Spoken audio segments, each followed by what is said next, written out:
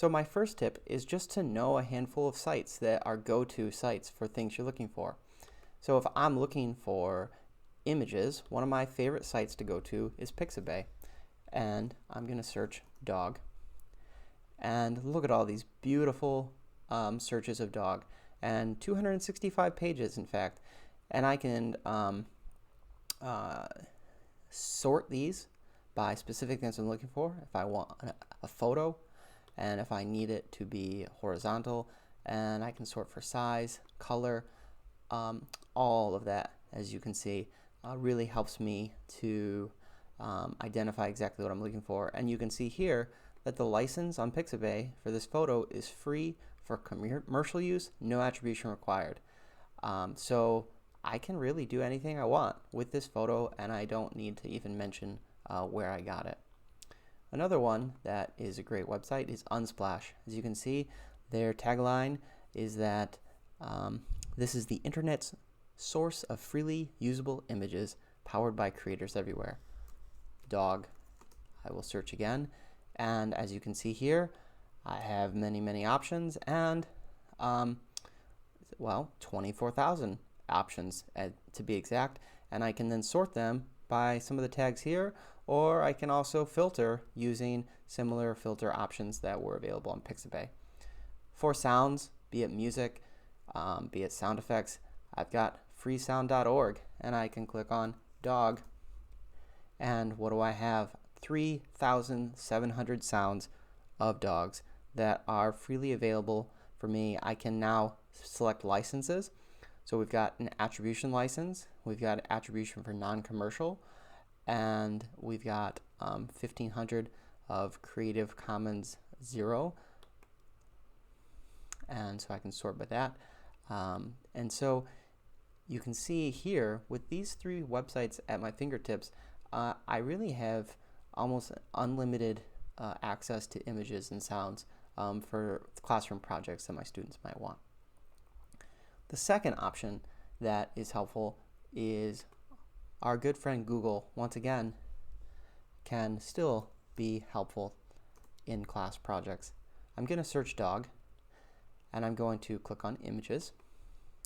Now, in case we fall back into old practices, I'm not just going to download my favorite picture of a dog from this search.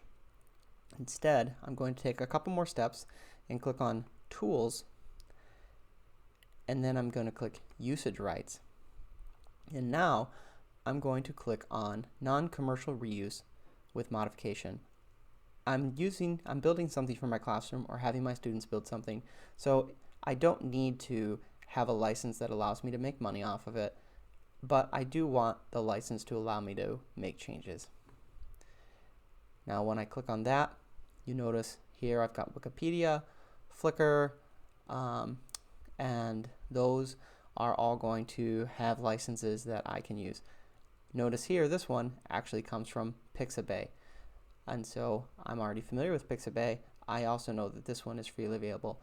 All of these that do show up in this search should be available for me to use in my classroom. So just one or two extra steps and I can still use our web search engine there. Another one that is helpful is I'm going to Google Creative Commons. Creative Commons is a website that is devoted to expanding access to creative works from both authors and those looking to use creative works responsibly.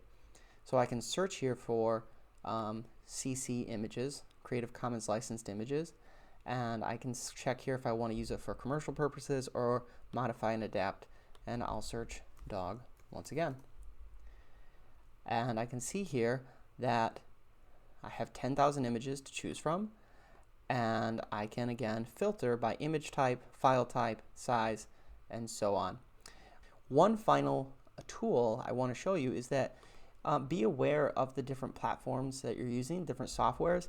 So here is Google Sites, and when I click on Insert Images and click Select, and then come here to Search, it's saying right here that results shown are labeled for commercial use with modification. So even Google and Google Sites knows that what I'm looking for here are images that I can actually use in the site that I'm making, so it's already filtering for that.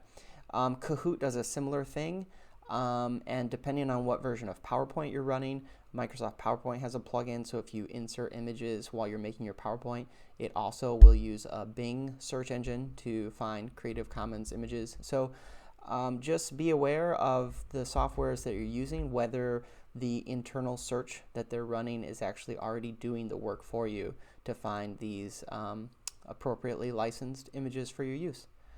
All right, well, good luck finding all the media resources that you need, and I hope you found this helpful.